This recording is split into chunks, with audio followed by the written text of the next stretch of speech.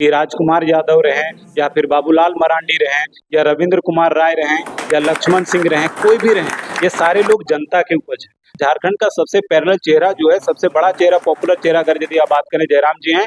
और धनवार विधानसभा के गांव प्रखंड में आज जेबीके के जेएलकेएम के राजेश रतन जी की अगुवाई में एक अहम बैठक रखा गया था, जहां पे गांव प्रखंड के गांव-गांव से लोग पहुंचे थे और लोगों ने अपना एकता का परिचय देते हुए आवाज को बुलंद किया। किस तरह का चुनावी रणनीति को तैयार करना है, किस तरह से चुनावी चर्चा पे आप लोगों ने जोर शोर से दिया, किस तरह से गाँव-गाँव में पहुंचना है, किस तरह से लोगों को पहले तो आपको विश्वास देना होगा, जो कि अभी आप देख रहे हैं दोनों सरकार हो या तो आप यहाँ के विधायक हो, जो देख रहे हैं ना ही कुछ विकास के बराबर नहीं, ना ही किसानों को सिंचाई के लिए पानी मिला है, ना ही यहाँ के लोगों को जो बोलिएगा अस्पताल, जो इलाज के अभाव में कितने बोलिएगा प्राथमिक उपचार केंद्र में लोगों का इलाज हो रहा है। आप देख सकते हैं ये सब मुद्दे को लेकर अगर चल सकते हैं तो लोगों को आंख खुलेगी, जो आंख में उनको पट्टी बंधी हुई, काली पट्टी बंधा हुआ, वो खुलेगी ना।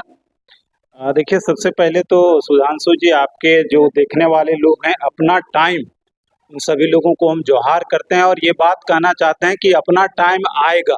2024 का विधानसभा में अपना टाइम आएगा, इस स्लोगन के साथ आज हम लोग जो है वो राज धनवार का जो धनवार विधानसभा है, उस धनवार विधानसभा के एक प्रखंड गांवा प्रखंड में जो है जेएलकेएम जेबीकेएसएस, जो कि जयराम जी के नेतृत्व में पार्टी पूरे झारखंड में चल रही है, उसका संगठन विस्तार कर को लेकर के हम यहाँ पे आए थे।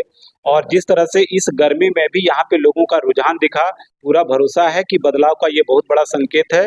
लोग जो है वो पक चुके हैं, थक चुके हैं इस तरह की थोथली पार्टियों से, चाहे वो धर्म के नाम पर करें, चाहे वो जात के नाम पर करें। ये माय माटी की बात जो ऊपर आई है, उस स्थिति में सारे लोग, जब कैमरामैन, आप अपने बोलेंगे कैमरामैन को घुमा करके दिखाएंगे कि सारे वर्ग के लोग कहते हैं कि ये सिर्फ युवा, देखिए हमारे गार्जियन स्वरूप जो है, ये हमारे संगठन के आज यहाँ पर महामंत्री इनको बनाया गया। तो कहीं ना कहीं हम लोग इस बात को मान करके चल रहे हैं कि 2024 में जो बदलाव की बयार बड़ी तेजी से बह रही है, वो राज धनवार उससे बच नहीं पाएगा।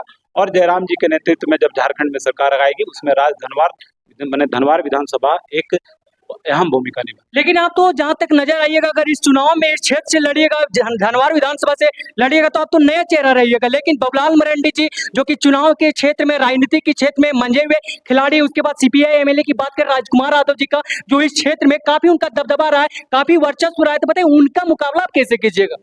देखिए, मुकाबला हमको किसी का करना नहीं, हमको सिर्फ जनता तक अपनी बात को पहुंचानी। मुझे पूरा भरोसा है कि आप इस बात को समझ पाते होंगे कि नेता, जनता जो है वो नेता को बनाती है। इसलिए इस परिस्थिति में अगर यदि इस बात को हम लोग मान के चले कि राजकुमार यादव रहें या फिर बाबूलाल मरांडी रहें या रविंद्र कुमार राय रहें या लक्ष्मण सिंह रहें, कोई भी रहें, ये सारे लोग जनता के उपज है। हमको पूरा भरोसा है कि जनता विश्वास जेएलकेएम में दिखा रही है, हम लोगों के साथ है और पार्टी के साथ है। इसलिए हम लोग बड़े चेहरे और छोटे चेहरे की बात नहीं करेंगे, क्योंकि 2.5 साल से हम लोगों का आंदोलन पूरे झारखंड में है। और आपको बताना चाहते हैं कि जिस तरह का रुझान जयराम जी के प्रति, उसके पहले भी तो लोग 24 साल से झारखंड में राजनीति कर रहे थे, तो जयराम जी के चेहरे के पैरेलल में क्यों नहीं आ पा रहे हैं? इसलिए हमको लगता है कि झारखंड का सबसे पैरेलल चेहरा जो है, सबसे बड़ा चेहरा, पॉपुलर चेहरा अगर यदि आप बात करें, जयराम जी हैं। और वहां से जितने भी युवा उठ करके आ रहे हैं, अलग अलग जगह में नेतृत्व करेंगे और इस बार युवाओं की सरकार झारखंड में होगी। इसलिए हम लोग बड़ा चेहरा, छोटा चेहरा कुछ भी देख करके राजनीति नहीं करें। दूसरी बात आपको बताना चाहते हैं कि ये लोग राज करने के लिए आए और हम लोग सेवा की भाव रखते हैं, आंदोलन की भाव रखते हैं, जनमानस से जुड़ने की भाव रखते हैं। इसलिए दोनों में बहुत का अंतर है। ये लोग राज करते हैं और इस बार शराब की, मीट की और इस तरह का जो आप मांस मछली पर जो वोट बिकने का काम था, वो बंद हो गया है। युवा रोजगार की बात कर रही है, किसान जो है वो पानी की बात कर रहे हैं। और इस परिस्थिति में जो है गरीब का कोई भी ऐसा मतलब लाभ वाला चीज जो है वो गरीबों तक पहुंच नहीं पाता।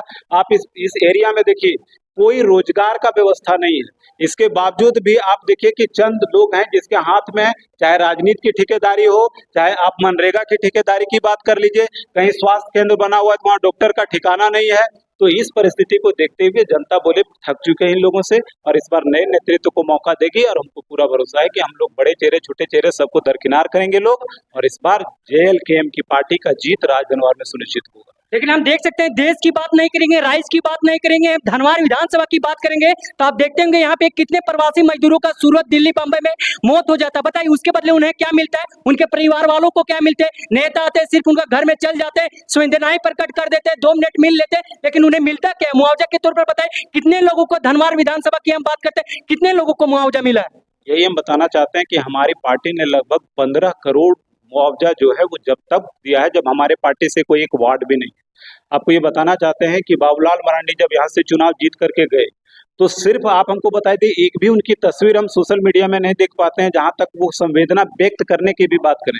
आप सिर्फ मुख्यमंत्री के नाम पर जो बार बार वोट मांगिएगा तो जनता बेवकूफ नहीं, जनता को अपना सेवक चाहिए और मुख्यमंत्री चुनने के लिए वो पार्टी का काम होता है, पब्लिक का काम नहीं होता है। इसलिए हमको पूरा भरोसा है, बोले कि जागरूकता फैल गई है और इस बार इस जागरूकता से कोई बच नहीं पाएगा। आपको बताना चाहते हैं कि 3.5 लाख वोट हमारे केंद्रीय अध्यक्ष ने बिना बूथ खर्च दिए हुए लाया। ये बहुत मायने रखता है और पूरे झारखंड के राजनीति का जो है उसको सिरे से उन्होंने हिला दिया है। और ये लोगों ने बताया है गिरिडीह का कि जो आज तक राजनीति में होते आया है वो नहीं होगा।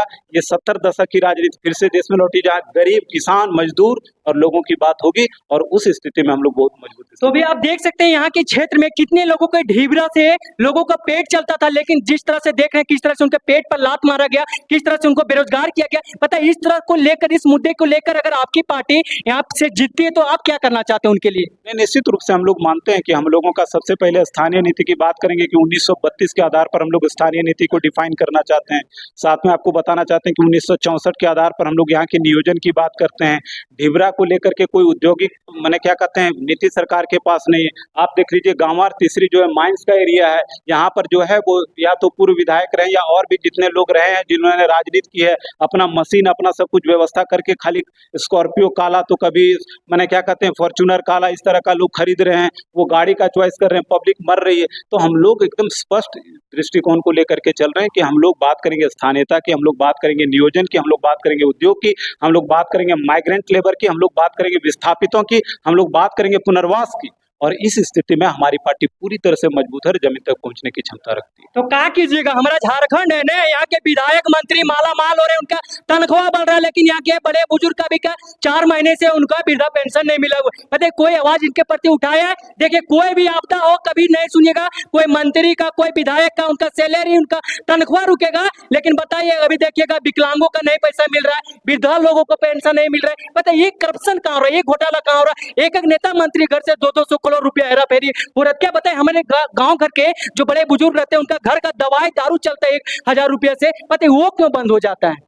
नहीं, निश्चित रूप से आपको बताना चाहते हैं, मैंने पहले भी कहा है कि धनवार में 3 प्रखंड है, 3 प्रखंड में यदि विधानसभा जीतने का मौका मिलता है, लोगों को सेवा करने का मौका मिलता है, तो तीनों प्रखंड में अलग अलग विधायक मैंने क्या कहते हैं केंद्र खुलेगा, जिसमें हर आवाम को पहुंच करके अपनी समस्या को रखने का मौका मिलेगा और हर 15 दिन में जो है वो सारी समस्याओं का निपटारा किया जाएगा। क्योंकि ज्यादातर जो लोग साक्षर नहीं भी हैं, शिक्षित नहीं भी हैं, उन लोगों तक सरकारी योजनाएं नहीं पहुंचती है।